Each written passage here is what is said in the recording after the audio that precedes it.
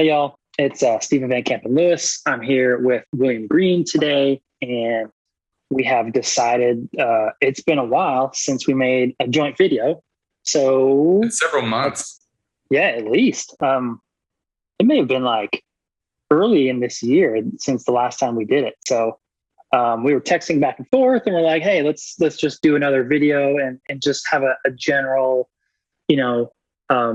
status update for the collection and sort of like grab some of the more fun plants, and we'll just talk about them and just kind of geek out on each other's orchids. So pretty much. No real topic today. Just hanging out, talking about orchids. If you're like me and you watch Steven's videos, he might be focusing on a specific plant, but then you see there's like 4 other plants over there, and you're like, oh, I want to wait, but I want to see. Tell me about, So that's kind of what we decided to do today. We kind of thought of about a couple plants from each other's collections that we wanted to see specifically and talk about. So we'll see how it goes. Who's gonna go first? Go for it. All right. So the first plant that Stephen asked to see from my collection was this plant that he gifted me last spring, March of 2020. And it is this Cattleya walkeriana. And as you guys know, Steve is a big fan of this orchid. And so, I have to say that in terms of growth, I am pretty happy with the growth on it. This year's bulb and leaf, these two is not quite nearly as big as this older one. Do have, some roots growing out of it here. It is in a plastic pot, and I find that that's probably not the best thing to have a walkariana in. I do have it under the fan though, so it still dries out pretty quickly. But the frustrating thing for me, Stephen, is the same thing that's been frustrating for you. And hopefully we're going to see some flowers on this thing. Yeah. This, I don't know how well you can see. I know we were talking about focus earlier, but I think it's pretty out of focus. But you can see a little swelling right there at the base. There's another one here. I've got my sights set on this. If it's going to bloom this year, I feel like it's going to come out of there. So that is, so first of all, Walkariana needs a stupid big root system to flower. It's a species that grows in a really dry area where rainfall is not guaranteed. So they really want to have everything in place before that plant is going to spend all that energy and potentially kill itself flowering if it happens to coincide with a dry season. So I would say that you've got a pretty robust looking root system in there. So hopefully that is enough to get blooms. It's the right time of year to have a spike starting. And the fact that it's there on the new growth, to me, means you might be getting a spike there. So I would keep an eye on that. I'm always real curious about details in terms of timing. Like, this bulb completed probably, I think you could say about a good month ago. The sheath started to kind of dry up and it was done. So can you comment on, like, in general, how much time passes between the growth completing and you starting to see that flowering growth push out? So for Walkariana, I would just in general, there's maybe 2 to 6 weeks between growth. So let's say your plant pushes out a new growth in like March, and then it's done by July, and then or even actually earlier, and then it could put out another new growth and then start on this one. And you would expect to see, 2 to 6 week, ideally 2 week time frame between new growths. So the fact that stopped, it kind of matured and you were able to peel off that sheath, what you said about a month ago, it is within that time frame. So, and this is a fall bloomer typically. So I think there's a really good chance, based on all of these little check boxes, that could be a spike. Yeah. It's definitely a nice round little, something here. But we're going to see. So anyway. And after this chat, I'm going to go check the mother plant, which is like this big, to see if there's anything growing. Right. Well, I'm sure our day length here in Colorado has changed dramatically since, even a month ago. Sunset's a full hour earlier than it did. So it's, I know that we've talked about this plant being often triggered by shorter day length. So that could be a thing too. Yeah. I got my fingers crossed. Yeah. I'm optimistic. I mean, not to be an asshole, but I would love to bloom this before you do. I would love to see blooms no matter where in the world they are. So that's why you sent it to me. All right. Maybe you've got something. I think I asked to see your Cattleya varsivixia. Yes. So I have another one, not the one that I've shown. Oh, okay. But I can run out and grab that one. I got a compote of varsivixia cerulea. Oh, okay. From H&R Orchids a couple of years ago. A year ago-ish. Maybe it was a year ago. No, this is too big for a year ago. But I recently got varsivixia, and this is one of them. And they all pretty much look like this. So you got several that look like that. Yes, I have nice. a whole compote of blue varsivixia. That looks what, two-ish years maybe from blooming? It might even bloom next year. Who knows? We'll see what this little teeny nubbin that's popping out does. But yeah, I would say 2 to 3 years probably. But if the next one is this tall, and then the next one after that is tall, I think we could see blooms. And it's the same growing style that I use for everything. Just clay pot, orchiada bark, and fertilizer baskets, which are pretty much empty this time of year. And that's it. The reason I wanted to see that was because our good friend Arthur Chadwick, the cover of his book is Cattleya varsivixia, and he mentions how it needs a little bit of special treatment in order to bloom it well. Mm-hmm. Yeah, and so I've thought about that article a lot over the years, and then when you mentioned it, I think in one of the YouTube comments, it got me thinking about it again, and I'm like, God, I really dislike having special plants that get special treatment, but I think I might just have to bite the bullet and do it for varsivixia because it's worth it, Yeah, you're talking to somebody whose whole collection is special plants. So. Yeah. Don't move this one. This one's got it, so. Yeah. Well, this one gets water, but this one doesn't. Right. Yeah. Or tease it. What does he say? Like tease it gently with water during the first stages until the growth is 4 inches. Spritz it. Right. Yeah. Spritz it. Talk. Sing to it. Stroke it lovingly, and then. And to be honest, I had assumed whatever. I don't need to do that, and as I've sort of chronicled my problems with varsivixia blooming over the years, that's probably what I need to do, Well, I look forward to seeing that saga unfold because it's always fun to experiment and find out what actually works, And I have noticed that since I moved the mature blooming plant, I cut it in half. I gave a piece to a friend of mine, and we did a swap. But the piece that I have is in a more water retentive media, not by a whole lot. And then it got a little shadier. And that was all based on advice from Andrea Nielsen at the Orchid Digest live chat that was in, I think it was like October or November of 2020.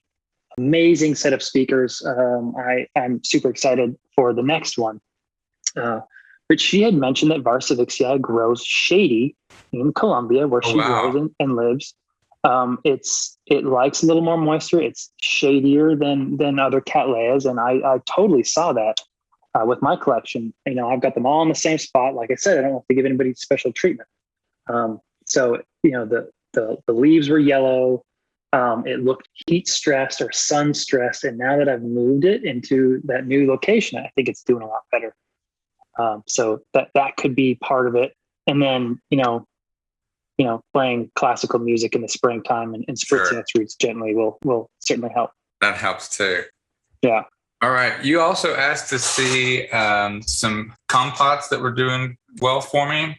Yes, I love seeing You like seedlings? compotes. Yeah, I mean, I feel like, so as I'm watching your videos, I feel like the most recent two, it seems like the seedlings have really taken off. Yeah, it's weird. Are big leaves, they're green, they're really happy looking. So that's why I mentioned those. Yeah, probably because I tried to kill them all with Phyton 27 a couple of weeks ago, and they're bouncing back. These are thinning the herd. Sorry? You're just thinning the herd. You get only the strong ones survive. It's true. It's true. That's why you get 100 plants, so you can end up with 5 that are, ironclad survivors. Exactly. These are dowiana aurea. These are from HBI through another person. Another person bought them from HBI, and then they sent them to me when they realized they had too many seedlings. HBI is Mick Fournier, is that right? Yes. Yeah. Right. And these got sent to me back in April, May. They are in a tiny little clay pot. This is quickly becoming my favorite thing to put seedlings in. It's got a little sphagnum in there. You can see the little white roots growing around. And it's so nice to see new growth coming out the top. And it's bigger than the last one, and I don't know. It's great. I don't know how many plants are actually in here. At least 6. A dozen. Yeah, they're so I'm happy with them. Not a single crispy leaf anywhere. I don't really. Go ahead. How are you growing them? One of the things that I watch your videos, and I see these really young plants and almost no media, and if I grew like that, they would all die because it's so hot. So are you watering a couple times a day, or is it just that you've got your temperatures aren't frying them and like I have here in Texas? Nah, the temperature range is really mild. So this is just a wooden pot for succulents that has got some Blossfeldiana seedlings in it. No medium, just sitting in there. But humidity in the tent ranges from 60 to 80%, depending on the time of the day. Temperature never gets higher than 28 Celsius, which is like 82, 83 Fahrenheit. And then at night, air conditioning kicks on in my apartment and brings it down to 67. That's like 18 degrees Celsius, I think. So I got a nice wide temperature range, high humidity, bright light, and no extremes. So it's a real kind of buoyant environment, and they seem to do okay in there. You're watering once a day or every other day, or?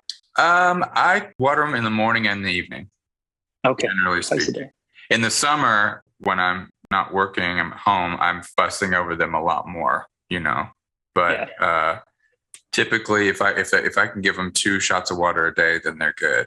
And these actually weren't doing that great. I had them in a plastic pot in sphagnum, kind of over in the corner. Always a bad recipe. And I was spraying them that often. And seedlings have such tiny little crevices that water can find its way in and just sit. And then I just noticed all the new growths and everything were just turning brown and crusty. And it was like, it's water sitting in those places. It's stagnating, and they don't like it. So I always, I've decided drier is better. Maybe they don't grow quite as quickly when they don't have constant access to moisture, like the ones in sphagnum. You can just tell they're a little denser, a little greener. But I definitely feel like once these roots get to a nice certain length, the roots are going to create their own little moist habitat in there. And it's better. A little too dry is definitely better than too wet. Too wet spells death for the orchids. I think that's the key to growing not only small plants, but just all these orchids is figuring out the little things like that can A, prevent rot, or B, promote growth, or ideally both. Exactly. Like you said, if I took my plants as they are and put them in your conditions right now, totally, be a totally different story. Yeah. They'd be dead in a day or two. Yeah, exactly. It would just be crispy and brown. I feel like I requested to see some seedlings on your side too, Stephen. Yeah, I have a compote of Cattleya triumphans, which of course is Rex by dowiana. And this is also from H&R, and this was treated, so it's a thoran plant. So ideally, this will be, polyploid, bigger flowers, a little slower growing possibly, but more show quality flowers, I guess. Sure. Big, full, thick flowers. Did you happen to see that a Triumphans was awarded last month in Chicago? I think it was Chicago, but if you look in the AOS awards, there was a Triumphans recently awarded, and the guy named it H&R. Oh, really? So what does that tell you? Yeah, I mean, H&R, I think, is the only one. No, there's a couple of groups putting Triumphans out right now in the US, but Harry and Roy's breeding program is just so amazing. That it's well worth it. That's cool. I'll have to look that up. I haven't seen that award, and I'm curious to see that flower to know what maybe this little guy will look like. Totally. Have you noticed any kind of anything special about them? Do they grow? Have they been pretty good growers or? No, actually. I think that's my fault though. When I got them, they came in like perlite. I guess H&R grows them in perlite, so they can hit them with water a lot and they'll still dry off fairly quickly. I was worried that it was the wrong time of year to repot them because it was summertime. Okay. And I left them like that. And I think I kind of fried them a little bit. And when they're, when they're this big and you fry them, as you well know, it can take a little while for them to bounce back. So this is actually one of the larger ones. They can bounce back. It just takes them a minute. Check this out. See how wiggly it is. Yeah. So after this call, I'm gonna tie this, use some zip ties and tie this guy down so that he's not flopping around in the breeze. You're showing him who's boss. Yeah. Grow or die. Yeah, 83.8. You want me to share my screen and show it? Yeah, let's see it. Get in trouble from the AOS. No, that's all public information. Let's see here. Can you see? And they took a bunch of pictures. Look at that blip. Yeah, just fantastic. Oh, wow. Yeah, that's great. And they showed the whole plant too. Yeah, totally. That's some nice stuff. I don't know that H&R's had seedlings out for that long. So I wonder if they got a division. That's what I thought was really interesting about that. I was like, I know people are just getting seedlings from this cross from H&R. So is this a second release maybe, or? Who's the grower? William Rogerson. No. In Chicago. He shows a lot of Cattleyas. I've seen his name a lot of times on the awards. But Triumphans this is only the 4th or 5th Triumphans to ever be awarded. It's got very few awards, but I think that's going to change with all these seedlings coming up.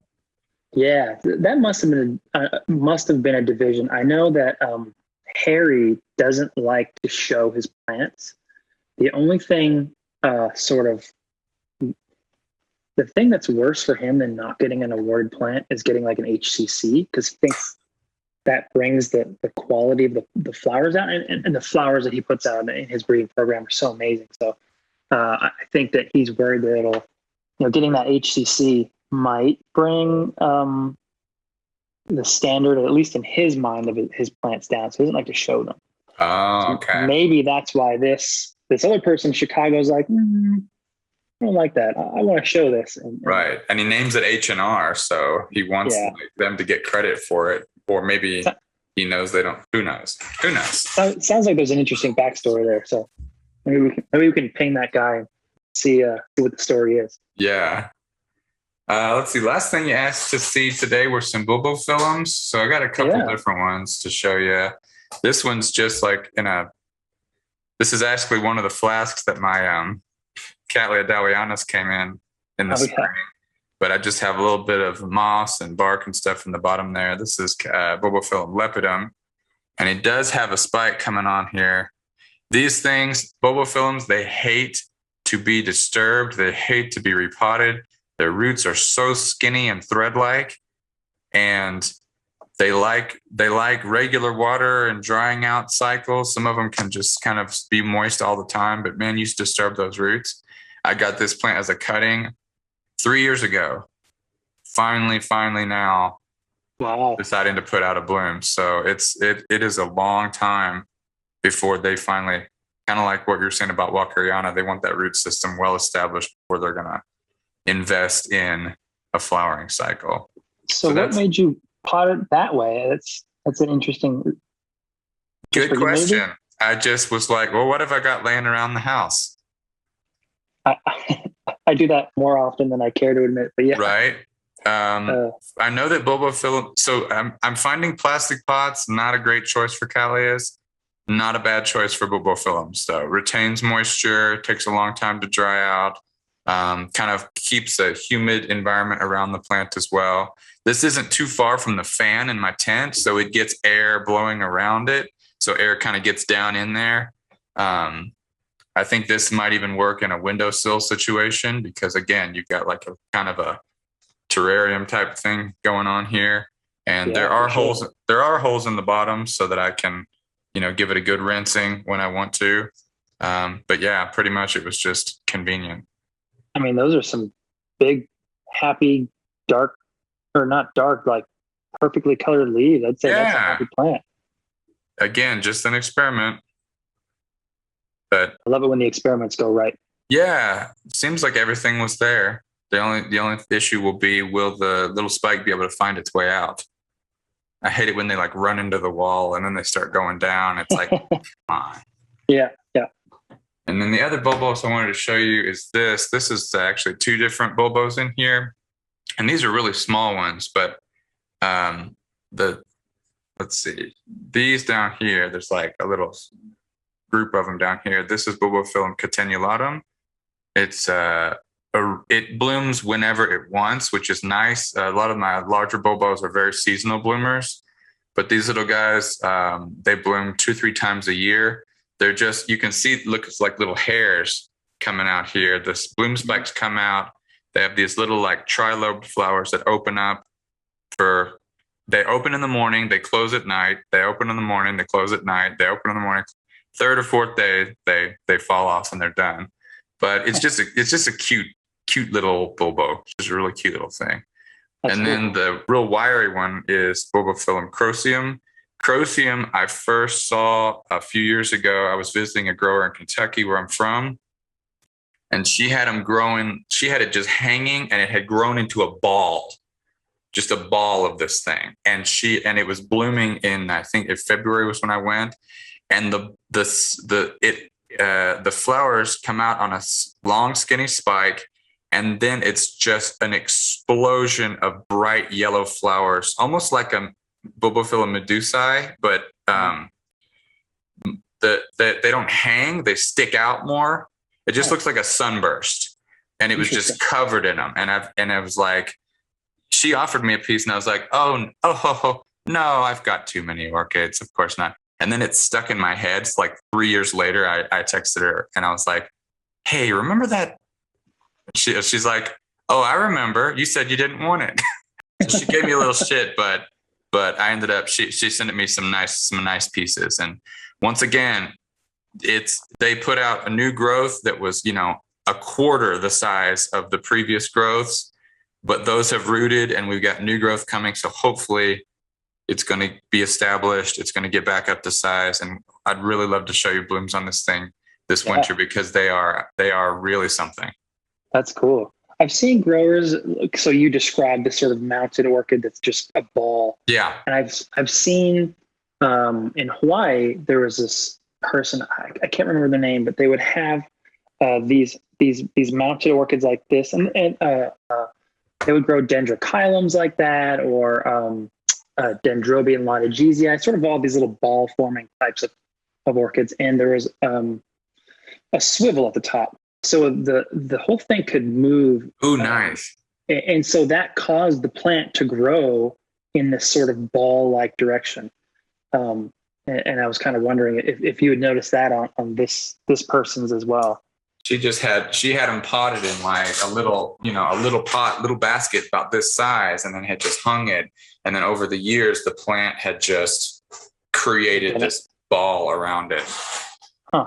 That's cool. Marilyn, I think it's pronounced Ledoux. She does Windy Hill Orchids in Missouri. In her greenhouse, she has Bubblefilm balls that are like 3, 4, 5 feet across. I'm just enormous, just hanging like big, pieces in her greenhouse. So yeah, they really are impressive when they get to that size. That's cool. Yeah. I remember at Exotic Orchids of Maui, when I lived in Hawaii, they had one of those, the ghost orchids from the Caribbean. And it was the size of a door, and it was this thick. So imagine, at first I thought it was like the moss that comes down from the trees.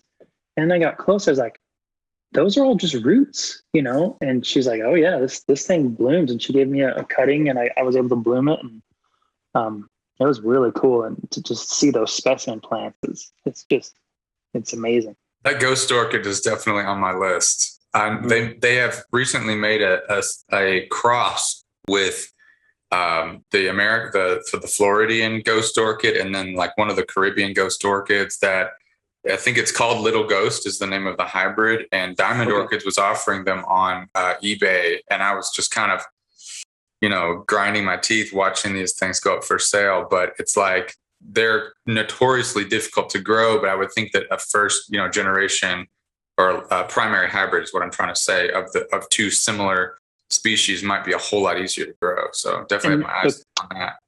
The Caribbean species are way easier to grow than the Florida one. And then you impart some of that hybrid vigor. And I bet it's pretty easy to grow. Mm-hmm. But yeah, you might want to give it. I don't know. The conditions that you described in your tent sound like they would do well, especially if you're watering twice a day. Yeah, for me, it's just it's like, okay, if I'm going to get that plant, which plant am I going to get rid of? Because we have a net zero effect here. Yeah. Every orchid grower has to make that choice. All right, sure. Is it time to move on to Catasetum types? Yeah, we can. Let me grab this Fong Cing here. So everybody watching, William gave me his Fong Cing. It was before COVID, so I guess it was like 2.5 years ago. Christmas 19, right? Maybe? Yeah, I think that sounds about right. I guess it was just before COVID. 2 or 3 months before COVID hit, yeah. Yeah, and so I've been growing it. You were able to get 2 spikes at a time, which just boggled my mind. And I've only been able to do 1 since then. So I was hoping I'd get 2 this year, but I'm kind of wondering if these are all going to be girls. I wonder, because that's not growing like I remember the flowers. It's growing more upright, but I don't know. Who knows? I mean, as they get bigger, the spike might start to lean down, but we'll see. I don't know. So do you think that female flowers would be less pretty, less interesting? The female flowers for the catasetums are always these sort of green hoods. But more and more judging centers are awarding female flowers. So I'll, if the timing is right, I'll definitely bring this one in and see if we can get some. But I mean, I don't generally have a whole lot of complex hybrids, but this, last year when it bloomed, I was like, oh my God, this is amazing. And the flowers are just these huge, huge things. And the color is intense. I absolutely love this one. And it seems to like my conditions. I would say it looks pretty happy. It is probably 3 times bigger. The last bulb. The newest bulb is like 3 times bigger than the last bulb on that thing. Man, that is just insane. I think the last one you had was this one, and you got 2 spikes out of this one. Yeah, they kind of grew out the sides. You were doing something really good. Or maybe the last one you had is this one. I think it was it's a bowling pin shaped one. Yeah. So it was bigger. Well, couldn't be happier to see it in enjoying its new home like that. Yeah, it looks great. Roots there. That's one thing about those hybrids, man. They are tough. Cranking. Yeah, they're kind of bulletproof, a lot of them. Did you grab that Cycnoches cooperii? Yes. Yeah. So SVO, Sunset Valley Orchids, put out a list in late June, and I'm usually pretty good about not looking at them, but everybody on the internet was like, "What did you get? What did you get?" And I was like, "Well, I'll go see what he's got." And I saw that he had this Cycnoches cooperii on there, and then he does a really good job. Yeah, exactly same one. Exact, he puts it on there.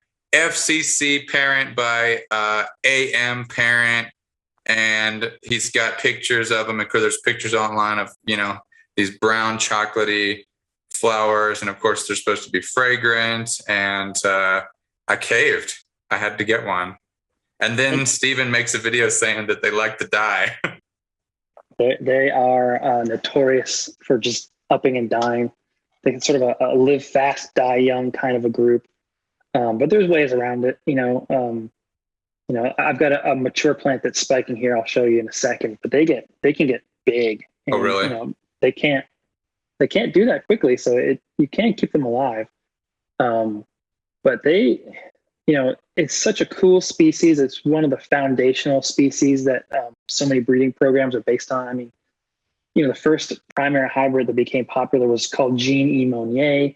And that was Jean Monnier, Gene, named it after his wife, Jean, Gean, Monnier. And that is a Bartiorum by cooperii. And both of those species, like cooperii, we really only see the dark brown ones these days, but they can be green. They can be in between. There's actually, it's a pretty variable species. Oh, I didn't realize that. Yeah. So, so their offspring, the hybrids, can be a really cool array of colors. And Bartiorum's got some variability too, but these are going to be amazing. I think I can't dark wait. Ones are, and then I hope he comes out with some green ones soon. I would love to have some green cooperies. Is that in the works, or you're just kind of crossing your fingers? I don't know. Probably will be in Texas in October. So. Oh, okay. Yeah. Yeah. So you've said that these particularly are quite sensitive to water, especially late in the growing season or getting towards dormancy. What should I be looking for? Is it just the typical signs of yellowing leaves, dropping leaves, or do I need to be even more conservative with water as we get to the end of the growing season? I wouldn't worry about it rotting on you until the leaves are all gone. And then even then, just keep it dry and warm. It should be fine. I don't know if you can. Oh yeah, this camera's pretty good. Yeah. So you can see these little lines here. Yes. When it's actively growing, they tend to be whitish. Mm-hmm. And then this time of year, you can see that they're getting a little darker, turning a little darker green. And then at some point, you'll see some yellow coloration get in there. And that's when you'll really not notice the leaves starting to drop. So that's sort of that's when the plant is thinking about going dormant. And then it typically does. Yeah, I mean, these could bloom. They probably won't, but keep an eye on the spots where I'd be surprised if this guy blooms. He's still pretty small. I think you definitely got a bigger one than I did. Yeah, you can see the bulb starting to swell up, and so maybe next year. This one will bloom from the upper axils of the plant. In fact, I'll show you on this one. All right. You can see it's going to be a girl. Oh, you can already tell? Yeah, it's giant. So the female flowers are bigger? Mm-hmm. Oh, wow. And they last for like a month. So. Oh, that's awesome. Yeah, they the Cycnoches female flowers are more attractive, I would say, than the Catasetum female flowers. So it's not as much of a disappointment. I have found this year that I'm getting almost all females. Really? Excuse That me. means your plants are happy, right? Yeah, so I got to torture them a little bit. I really think it's just switching over completely to the gyms purely organic is just causing everything to go bonkers for growth. So next year I might have to cut back on fertilizer if I keep getting female flowers, or start a breeding program. Who knows? But you can see actually the lines. Oh yeah, it looks a little yellower down towards the bottom, and they are a little yellower. So this one's a little farther along in its desire to go dormant. And then, sorry, that leaf is covering up. Let me see if I can zoom in. And you can see, so if this was a bunch of male flowers, there would be a bunch of points. It would look like a bunch of sort of points. They're all stacked on each other.